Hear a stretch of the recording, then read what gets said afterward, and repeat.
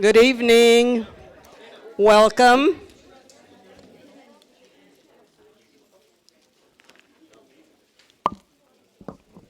Welcome, everyone. I'm Amalia Rodriguez Mendoza, president of the Austin Friends of Folk Art, and I welcome you this evening. I think you're on to a very exciting program, so it's great to see so many friends that I hadn't seen in a while. And tonight we are starting and introducing a film series called featuring folk art collectors and enthusiasts. As many of you know, our presenter, Meta Butler Hunt, is an enthusiastic collector of folk art from around the world. She also has undertaken this film project to interview other collectors this evening, and I think we're going to see part of the project. It's not the full project, so we thank Meta for offering to do this program tonight. She's also leading our effort to find a permanent location so that we can display our over 900 folk art pieces that have been donated to the Austin Friends of Folk Art. So help her out if you can. Currently, we have an online folk art museum and a social media presence with our Instagram account. And we feature individual pieces and we give a history. And usually, if we have the information, we'll also name the artist that produced the work and the origin or anything other things. So it's very educational. So if you are interested, let us know, and we can let you know what the Instagram account is, the name of the Instagram account. We also have a small auction in the back, and if you will make yourselves back there, or if you want to donate, we have a basket also at the entrance. All proceeds go to maintain our collection. We're still looking for storage space, and I got some good news today, so hopefully that will turn into something very positive. So, Meta, I think you're up. As a way of introducing myself, I would like to tell you a little about my namesake, Meta Russell, my grandmother. She was born in Boerne, Texas, but spent most of her childhood in Monterrey, Mexico. Her father worked for the Mexican railroads under the regime of General Porfirio Diaz. Her first language, naturally, was Spanish, and she loved her childhood there. Most of her adult life, she lived in San Antonio, Texas, with my grandfather.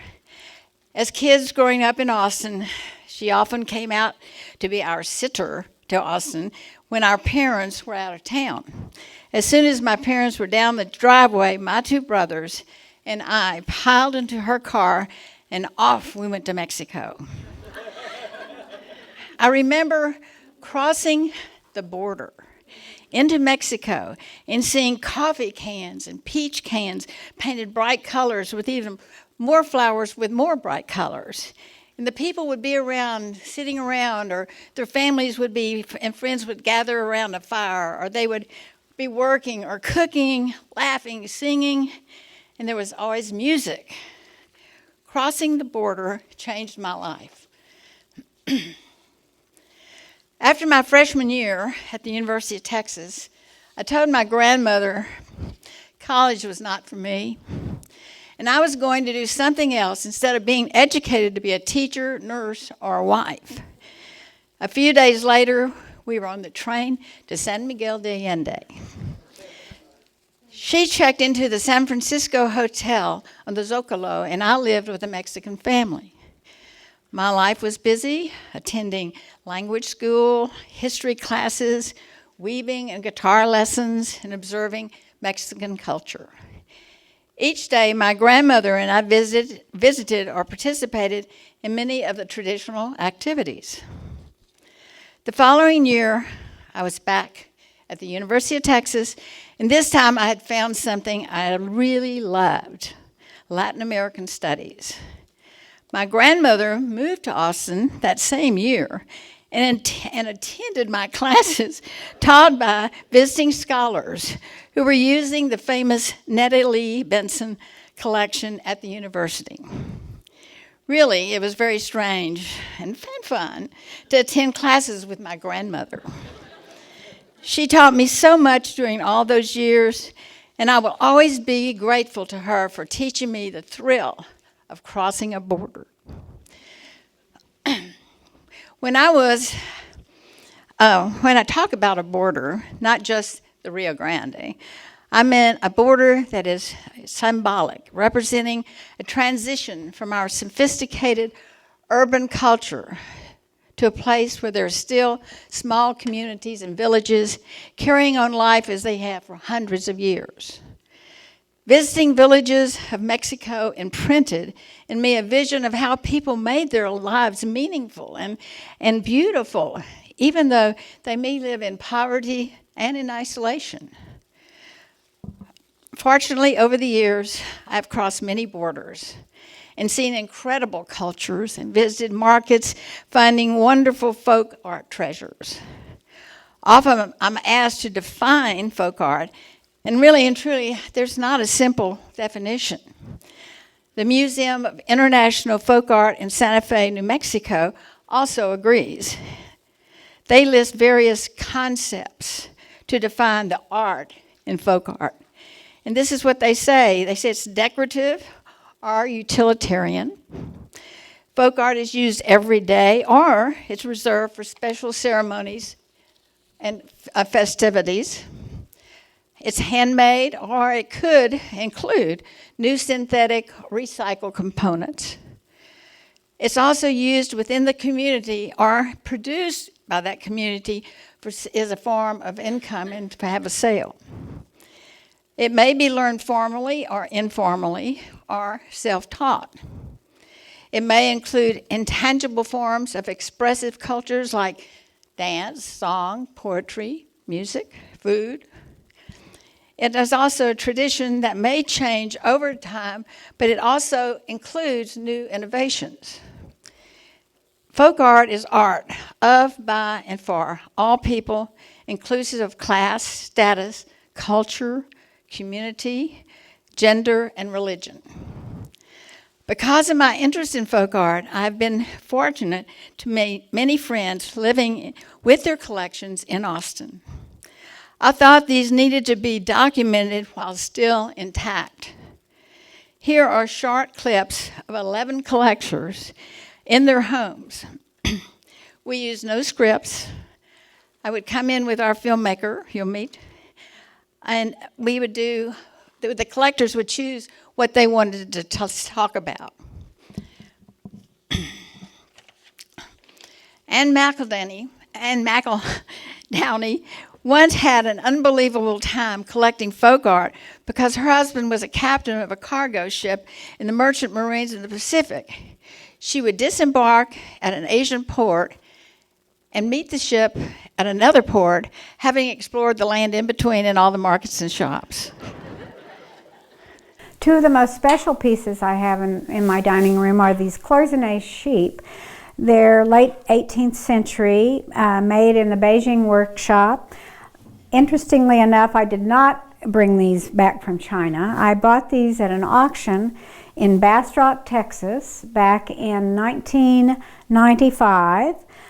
I had gotten a number for the auction and was sitting there looking through the catalog and wasn't really finding anything that was very interesting, or the things that I was interested in were costing too much. So these came up for bid and I stuck my number up, and guess what? Nobody else bid.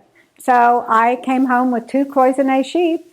I had to find someone to put them in the back of their truck and bring them to Austin, but they've now been living with me for, I guess, a best of 20 years.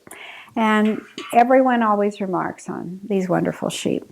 They also have fabulous bases, which they can lift off of. So you could actually probably put the base and serve wonderful food if you had another way of getting the sheep to stand upright rather than being inserted into the base. I also have these wonderful paintings from Haiti. They are all of the voodoo figures. It's the Ursula is the woman in the middle, and Lord Samdi is on the left. They are all part of the voodoo culture. They were painted by the artist Gerard in Haiti, and I've had these for probably 30 years. On the right is an Indonesian puppet, and also the one in the middle with the blue face. The blue face puppet is, I think they're both Golek puppets, but this one on the right for sure is from the Bali area. The one on the left may be more Java. It's just much more rustic, different look. The horse is Indian. He's from India, from I think Jaipur, and he actually had wheels on him at one time, so he was supposedly a toy that would have been a child's toy. And then the left puppet is Central Asia, I think. I did a 6-week trip through Central Asia, and we were in Samarkand or Bukhara, and probably I bought him there. This is a pati or toran from India. They would hang it over a large doorway area, and it is to welcome you into a home or a room. It's embroidered, and it is all hand done, and just depicts different scenes in Indian life, from the cows you'll see wandering around in the streets, to the peacocks running wild, to the, I don't know that they have tigers in India. I guess that's supposed to be a tiger, though he looks like he has more of a mane of a lion. It's just charming, and I think I bought it in Jaipur. Pat Robinson Tyler, excuse me, adores Antigua, Guatemala, as I do also, and has spent months living there. Some of her collection has been found in Mexico and at the International Folk Art Market in Santa Fe, New Mexico. Her vibrant, happy, free spirit matches her collection perfectly. And the minute I saw this piece, I thought, well, that's it. I have to have it. It's just too fabulous. And it has all of just the expressionism and the love of art and humor and joy that can possibly be. And each piece was carved by Augustine. His wife sanded the pieces, if you can imagine sanding something this tiny, and then his daughters painted it. And so you can see that their love of color and just joy, to me, it's just full of joy. And this piece, this king is carrying an armadillo as a gift, and then we have another king carrying a fish, and you notice his little lavender shoes, and we have another king with a duck or a goose, perhaps. And so all of them in different clothing, in different colors, celebrating the joy of Mexico. And then we hear Joseph, Mary, and the baby waving at us. And I call this the trip for the Holy Family. And the bicyclist, of course, we've all seen the bicycles pulling the carts in Mexico. And this one is just so happily decorated, and its little handlebars are lizards, and he's carrying his lemonade or his tequila with him. And here on the back is my favorite, the angel. And she's got a parrot on her arm, and she turns. So one of the happiest of the Holy Family's mysteries that I can imagine. There was this great African trader in Santa Fe who came every year during Indian market and sold his wares, and I happened to just happened upon him, and he was dressed in his typical African costume, and I said, well, what are you doing? Are you selling? And he said, oh yes, come see my stuff. So I immediately went, and here were these Mali antelope. And I had seen one Molly antelope. A friend of mine had one, and I had just admired it. And so here he had this one, and I thought, oh my God, that's just fortunate to be able to go visit this village of San Antonio Aguascalientes. And this is where they do this particular type weaving that is reversible. And it's just amazing that these women are able to do this tiny little embroidery, and we're taught by the nuns how to do this. And so you will see that this flower design is totally reversible and is the same on both sides. I was told that most of the women have at most 3 of these that they own, and 2 that they wear daily, and 1 for special occasions. And then they would have, so their better one would be for weddings and funerals and holy days, feast days, processions. And then they would wear the other 2 every day. My friendship with Candy Gray Becker began at Woolridge Elementary School here in Austin. She was married to Eric Becker, a professor of engineering at the University of Texas.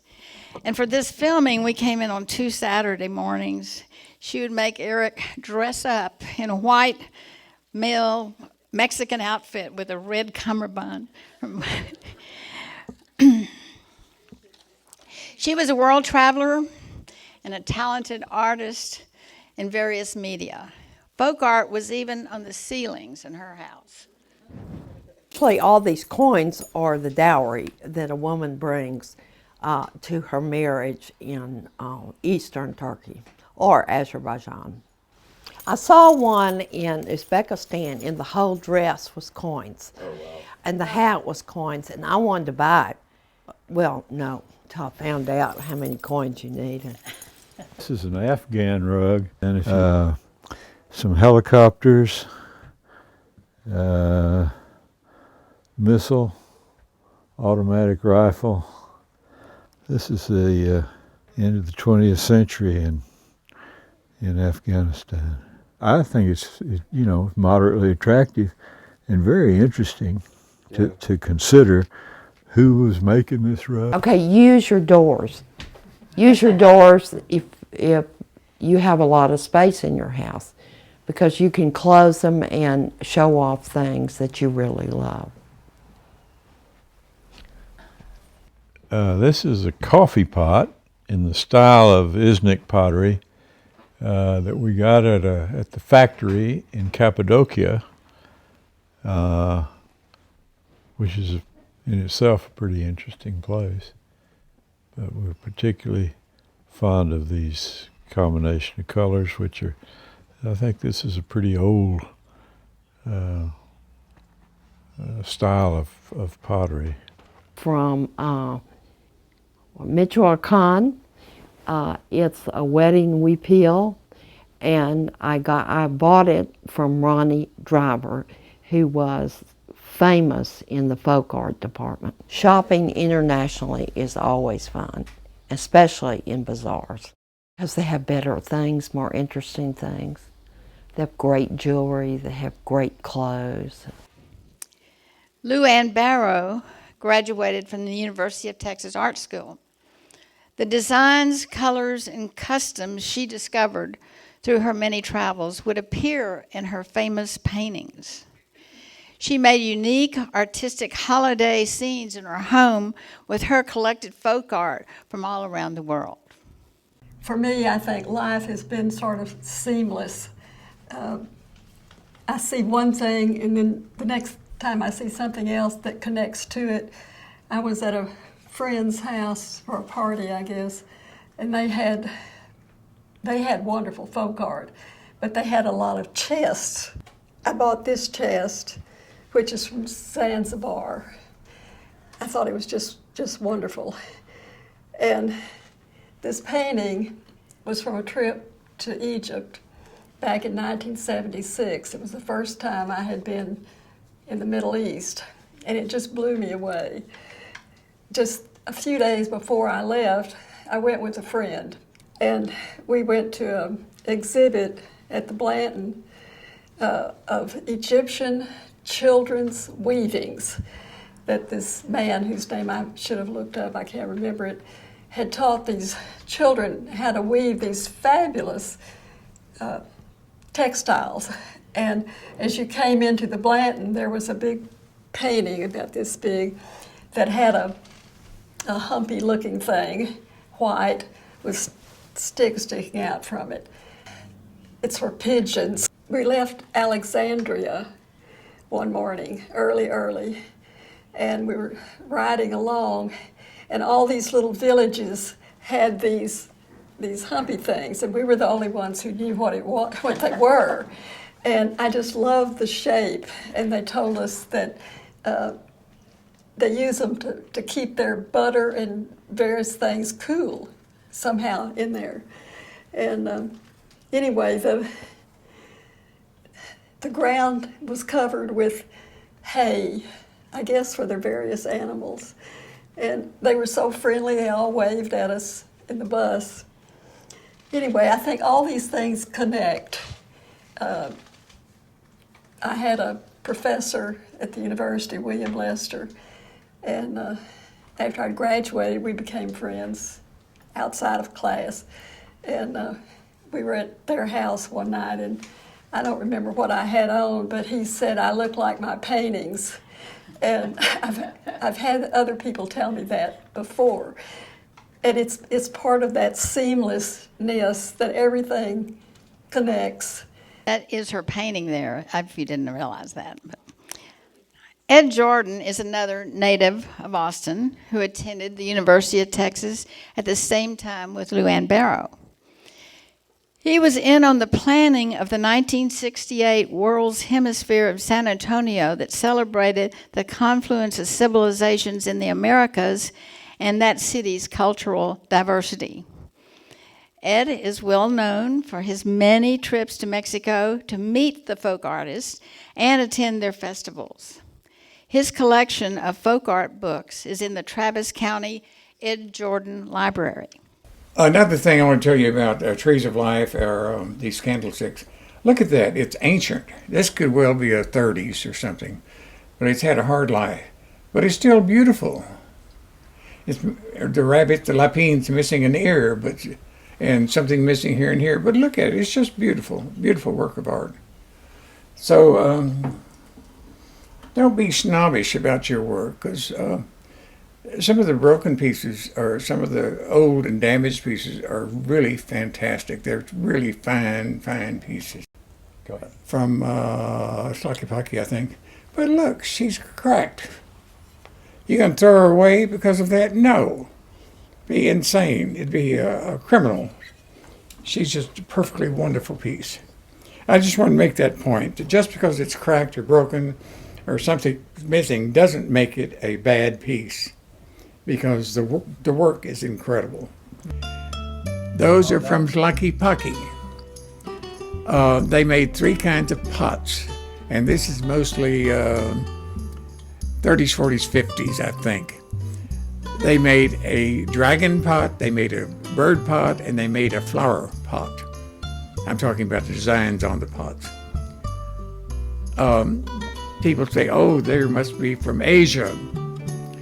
Well, you remember that the people from Asia sailed across and bartered with people from Acapulco.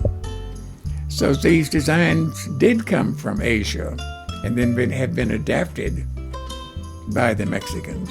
Design, but one is a bird, one is a dragon, one is a flower.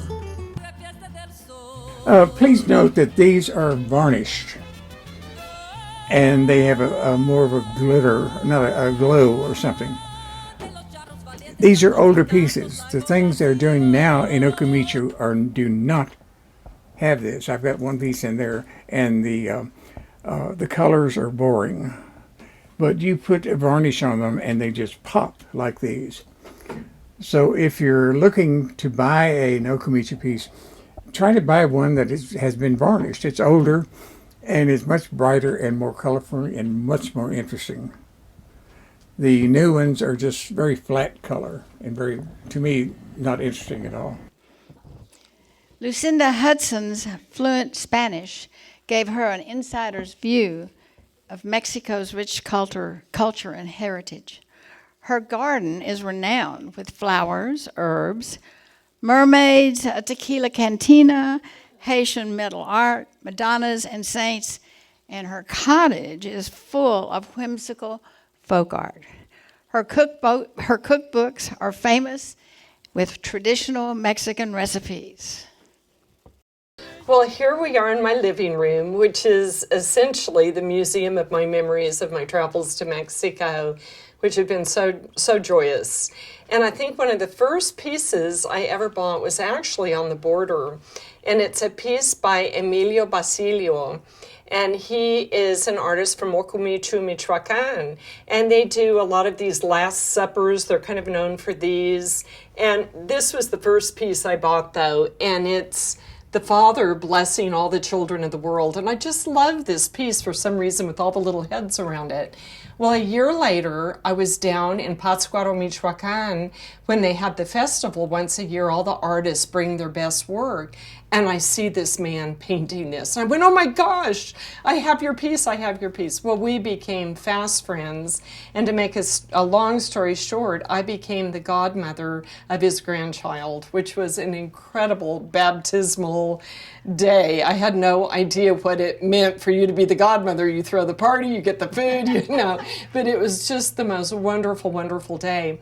Well, his son Esteban, my favorite piece here is The Last Supper of the Mermaids. And Esteban, his son, did this piece. You can tell how beautiful and intricate the paintings are. Each one of their pieces are just so beautiful. I love them. And now the work that's coming out of this town is very clunky and cheaply made, and cheap paints are on them, and they just look like children made them, whereas the Basilio family did these exquisitely beautiful pieces. The thing that breaks my heart, and I haven't been back for a long, long time, but last I heard Esteban had gone all north to work in the fields. So we're losing these beautiful artists that did the most beautiful, intricate, lovely work. But I joined the family for fiesta and food and tequila, and at night they would roll up in a plastic tarp like burritos and sleep overnight because it got cold at night, and all the villages are, in their blue plastic tarp burritos. And these craft shows, art shows were put on by the Mexican government. One of the things I do in life is write cookbooks and gardening books, and this one is my most recent book called Viva Tequila: Cocktails, Cooking, and Other Agave Adventures. And I forgot to say, it's all illustrated by pieces in my home. As if I don't have enough folk art in my house, I had to create a whole room, another room of folk art. This used to be my office, and I've since turned it into just another little museum. It's really fun. I have a punch tin ceiling that kind of reminds me of Mexico, old floors that need paint, but that's okay, tin lining the cabinets. But what I created back here were shelves in which I could showcase all my folk art. But what's so much fun is I set up little vignettes that are, like real life vignettes in Mexico on all the shelves. I have all my folk art books and a little bit of a tequila collection and more tequila bottles. Tequila bottles are folk art in themselves. So I've saved a lot of those empty bottles and have a whole shelf lined with tequila bottles. But these are pieces, again, that I know the artists. I brought these pieces back with me, and they all tell a story or a remembrance, like I talked to you all about. Look at this beautiful piece. And this is carved in Oaxaca, and it shows pulque being extracted, or the aguamiel being extracted from the maguey plant, the agave, which in turn will be turned into pulque. Tequila does not come from the pulque agave. It comes from a different agave.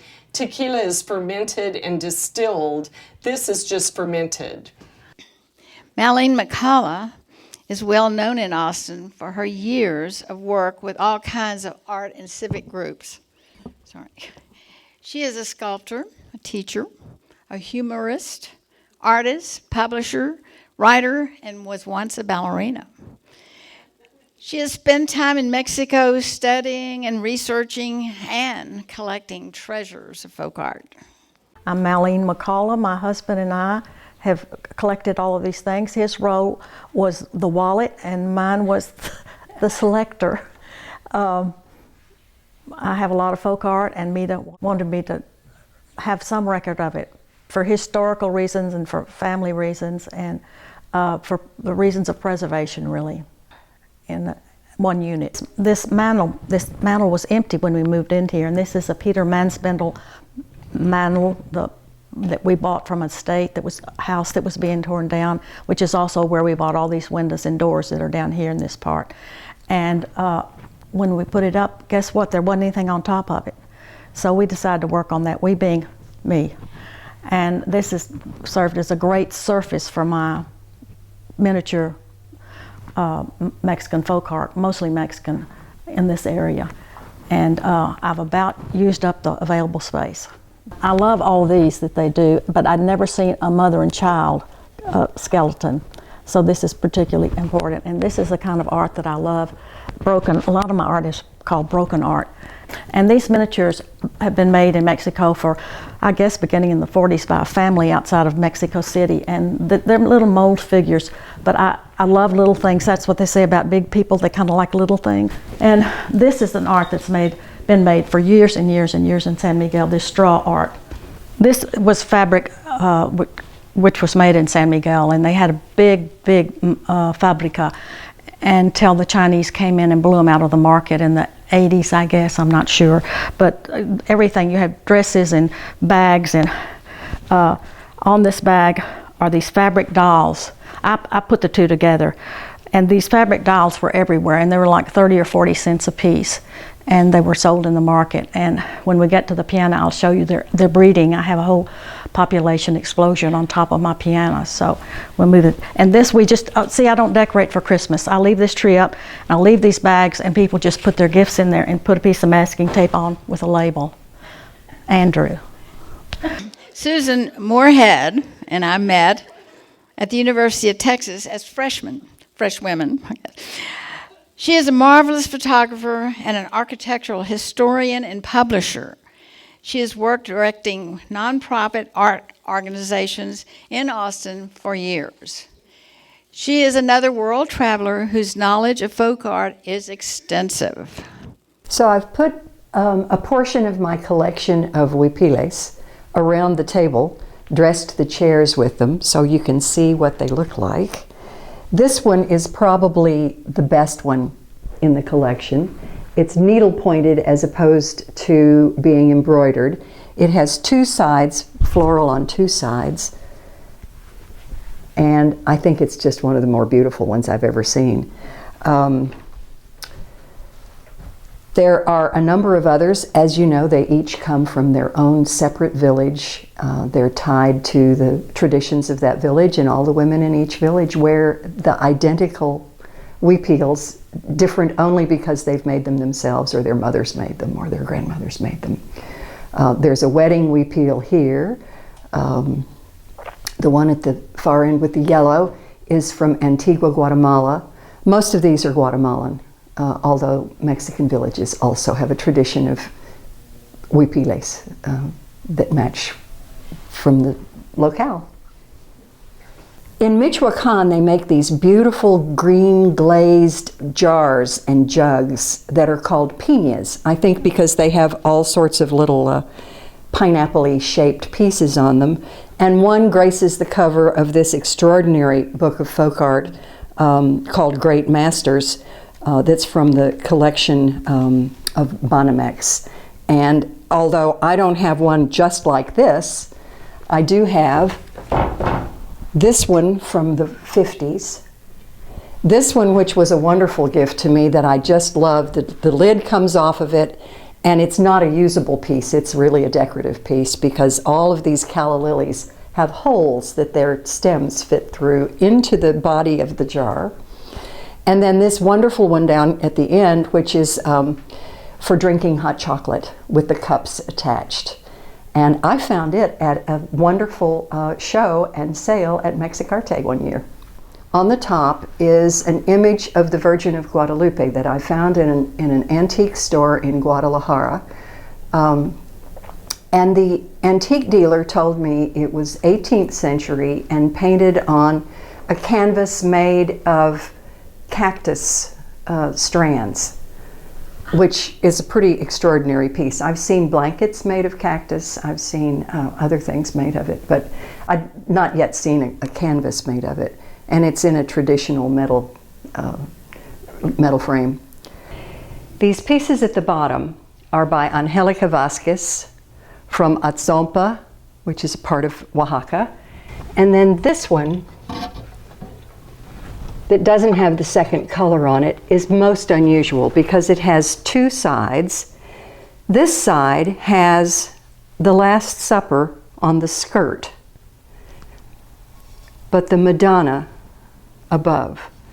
The other side has the three wise men coming, and the baby Jesus is back here behind this one with the Christ figure above. So it's kind of switched around, but pretty fascinating, I think.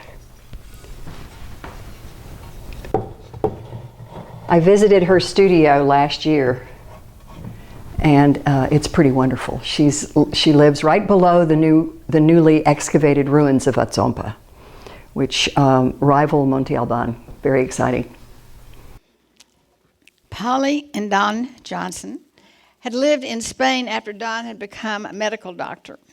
They came to Austin with a collection of classic Spanish pottery. In the early 2000s, they became entranced by the indigenous folk art of Mexico. Through their many trips to that country, they have personally met and engaged with most of the artists of the works that are in their home, and there are many. The one large bull ring, these are Don. Don loves the bull rings. The first piece we bought in Mexico was a bull ring. But these are from Metepec, the artist that we love from Metepec. And the smaller one on the stool is from Colombia.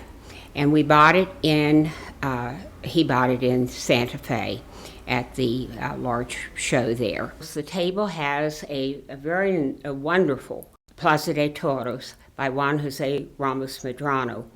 And this was I think this was the first piece Don ever bought. And he has since, as you have seen, he loves his pieces. This is the Juan Jose Ramos, everything here is the Juan Jose Ramos Medrano. The horse and rider are part of the purchase that we made from his wife. This is a baul from Jose Luis Cortez. We went down there one time and I asked him if he could make me a baul. He said, I've never done that. And then the next time he said, well, yes, I can. And we gave him the instructions that, the dimensions that we wanted, and he had it for us. We brought it back in the trunk of the car, as usual. Let's go down to this. We have a very nice baul. This is from Guerrero also. Guerrero does some absolutely beautiful work. We bought this from the feria, and we carried it home. But I was very happy to find it. They're hard to find, and it just popped up one time at the feria. Marcia Lucas has been in love with Mexico her entire life. She owned and operated her iconic El Interior Mexican folk art store in Austin for many years. She convinced us all that her vast array of beautiful indigenous art and textiles were the thing to collect. Introduce you first to my Tree of Life, and it's a very special piece. The tradition, it's by Francisco Flores of Izúcar de Matamoros, and it was traditional in their village and in Metepec when a couple decided to marry. The sponsors of their wedding would commission a tree of life to be made, and that would be used at their wedding ceremony and then taken home and put on their home altar. And so when Charlie and we got together in 1989, we fell in love with these trees of life, and we commissioned Francisco Flores to make us a beautiful tree of life and have that in our home. And I don't know if you can see, I also have a skeleton back there because, you know, we always have to be reminded of we got to live fully right now, because death is always sitting on our shoulder. In 2017, I had the good fortune of going to Australia, and so I think it's pretty fabulous. It's all natural pigments. It's on a tree bark, a big bark of a giant tree. And it's by this artist, Jimmy de Jimeni, and of course I'm butchering his name, but anyway, it's about, the thing that I find so fascinating, it's about where the food sources are located. And so all of these things, these plants here that are in the water, and these animals, these ducks, are all edible. And so it's basically a map showing where the good places, they get in their little boats and they go out and they harvest these things from the water. And so that was a lot of what the original Aboriginal paintings were about. I'm going to talk a little bit about the dream that I have, that I'm holding, and doing research every time I go to Mexico now. It's about the textile tradition down on the Costa Chica of Oaxaca. And here is a little piece of pottery that represents a woman from Pinotepa, Don Luis, who's part of the Mixteca Baja, where this textile tradition is alive and well. There's several villages. She's actually, this represents her spinning cotton. And this is some cotton that I actually grew here from seeds that I gathered down there. It's the brown cotton, which is highly valued. Here is some of that cotton as well. And it's used in their textiles. And it's highly, highly valued in with the Amuscos and the Mixteca people because it's so labor intensive, and it's a wild variety of cotton that they continue to grow. It's not the domesticated version. The last film clip is of my house, or our house, and you know that story already. One of my very favorite countries in the world is Ethiopia. We've been there a couple of times. It's still not very safe to go to. They've had so many tribes fighting each other, but the southern part of Ethiopia is full of different tribes, and these things that you're looking at right now are not actually headrests, as many people think, but they're made by different tribes, and there's chairs. And what these men do there, they're herders, and their wealth is shown in their cattle and in their sheep. But it's a very desert land where there's no place to gather a rock or a limb or a tree. So they have these different chairs they make, and these are made, this is, like you can tell, is really made just from a branch, and then they decorate them all.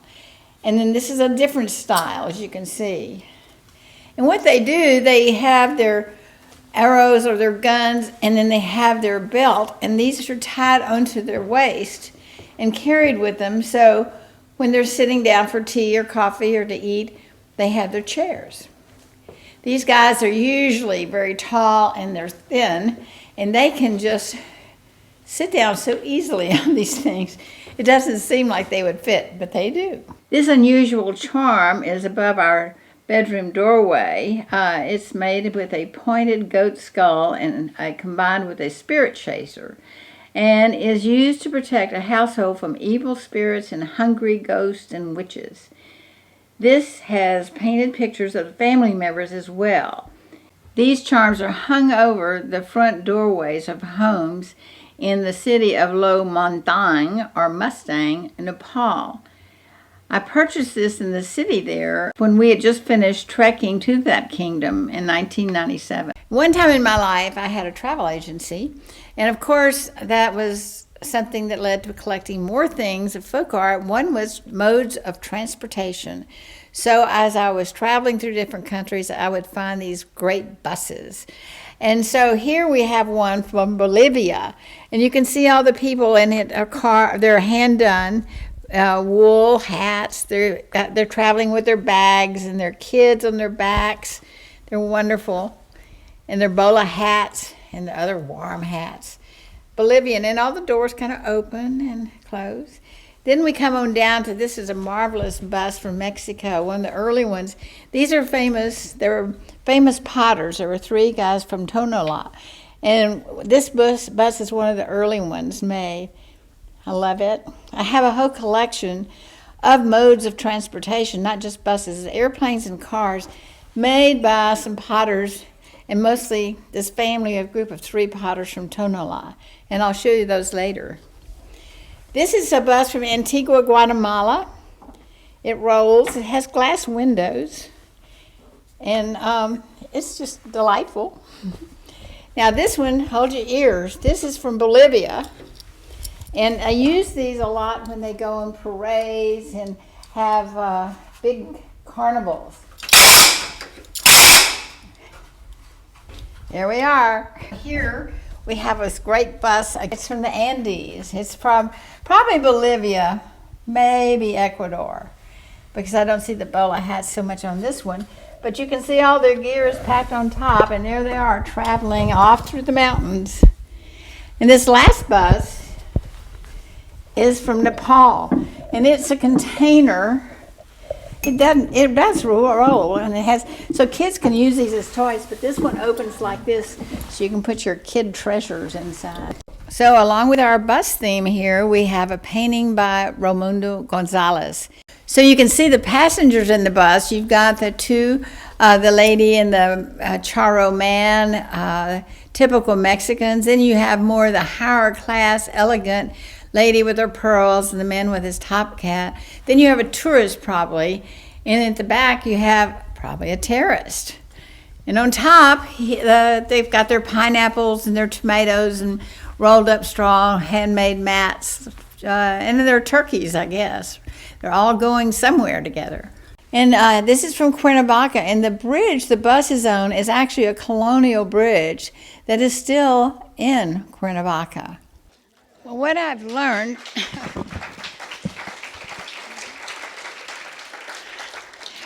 learned by making these films is how interesting the art.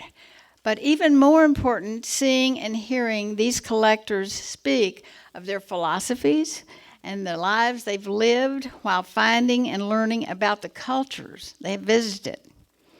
Thank you.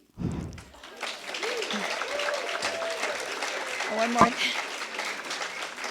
I have to add, I had never made a film in my life, so I guess this idea said we're going to go out and make a film.